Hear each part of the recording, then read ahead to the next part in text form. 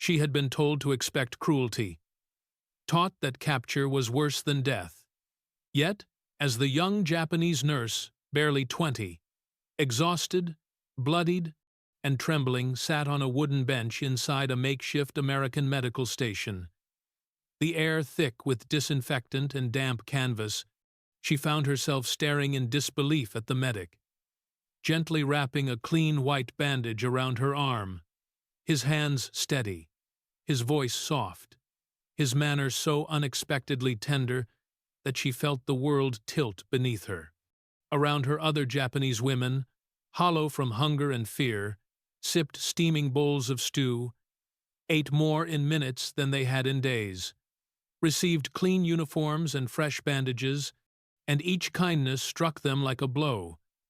For they had been raised on Bushido, the ancient code that filtered through generations, whispering that surrender brought unbearable shame, that honor demanded death, that the enemy would torture, starve, degrade them. And yet here, beneath this canvas roof, the myth crumbled, with every spoonful of stew, every offered cigarette, every canteen of fresh water. At first, she flinched, braced for violence, expecting rifle butts or mocking laughter. But the Americans surprised her, speaking gently, treating wounds with care, handing out bread as though feeding comrades, while she remembered how, in the Pacific, she had watched her own soldiers abandoned when they could no longer march, officers slapping men for faltering, rations stretched with bark and sawdust, suffering glorified as loyalty, mercy dismissed as weakness.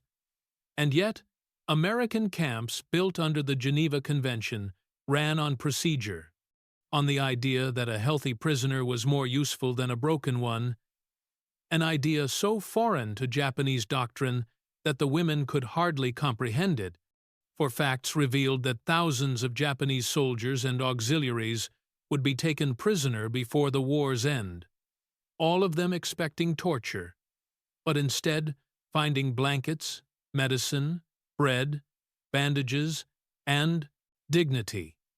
The young nurse stared at her bowl of stew, rich with vegetables she barely remembered, felt tears rise as disbelief tangled with hunger, while beside her an older woman openly wept into her meal, not from sadness, but from shock at being treated as human.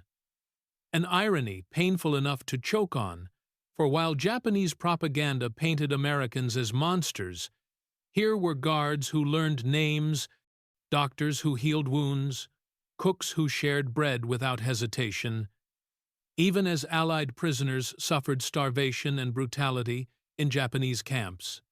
Still, trust came slowly. Some women refused food, convinced it must be poisoned, others hid chocolate as though it were bait. The nurse herself hesitated before tasting coffee for the first time, coughing at its bitterness, as the medic laughed softly, that gentle laugh piercing her armor more deeply than any bullet.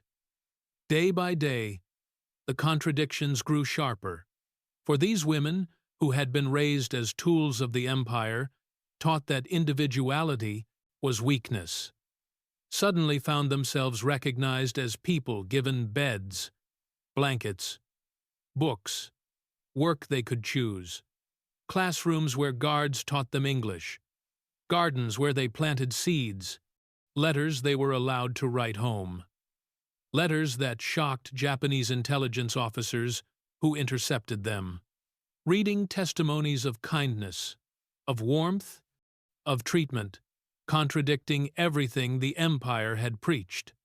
The nurse, who had seen comrades beaten, starved, ignored, now found herself given spectacles to correct her vision, hearing an American doctor say softly, "No one should live in a blur." And for the first time, she saw not only the world, but herself sharply, realizing her life mattered. Nights brought harmonicas, quiet conversations, the soft murmur of guards who did not bark commands, but chatted like ordinary men. Moments of laughter over peanut butter, moments of awe as blankets warmed women who had slept on dirt floors, moments of terror as they struggled with shame. Shame drilled into them by commanders who demanded death over surrender. And yet, each act of mercy chipped away at that shame. Each meal eroded old beliefs. Each clean bandage weakened the Empire's grip on their hearts. They whispered at night, asking one another dangerous questions. If surrender was dishonor, why did kindness feel like truth? If the enemy valued their lives, why had their own superiors not? And as weeks passed, the camp became not a prison but a strange, upside-down world where dignity blossomed behind barbed wire while Japan starved beyond the ocean, where women who had been faceless parts of the war machine were now individuals with blankets, books, names remembered by guards. And then, abruptly, the war ended. Not with explosions but with silence, the announcement of surrender falling over the women like a shockwave.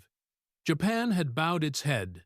The empire that demanded their deaths had been defeated, and the barbed wire around them transformed from confinement into transition. As they boarded ships home, clutching their few belongings, a blanket, spectacles, a letter, small symbols of a truth larger than war. Returning to Japan was like stepping into a graveyard. Cities burned to ash, families starved to shadows, mothers thinner than memory, and the nurse found it unbearable to reconcile the devastation of her homeland with the strange abundance she had known in captivity. And though many women hid their stories in shame, others whispered the truth that the Americans had treated them with compassion, that the enemy had valued them as humans, that dignity had bloomed where they expected brutality. These whispers, unsettled families, communities, even occupation officials who realized that humane treatment had won hearts in ways no bomb ever could. For the real legacy of these women was not strategic intelligence or cooperation, but the discovery that compassion could shatter the hardest ideology, that dignity could unravel.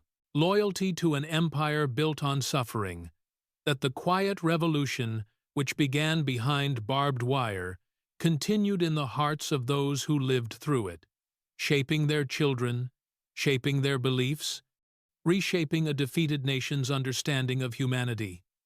And as the nurse, once ready to die for an emperor who abandoned her, sat beside her mother in the ruins, sharing a thin soup of boiled weeds, she whispered the truth. They treated me kindly, Mother. They remembered I was human. And in that moment, both women understood the most shocking truth of all, that in a world dedicated to destruction, kindness had survived, that paradise could exist inside a prison, and that sometimes the greatest revolution is simply being seen as human. Please don't forget to subscribe and hit the bell icon.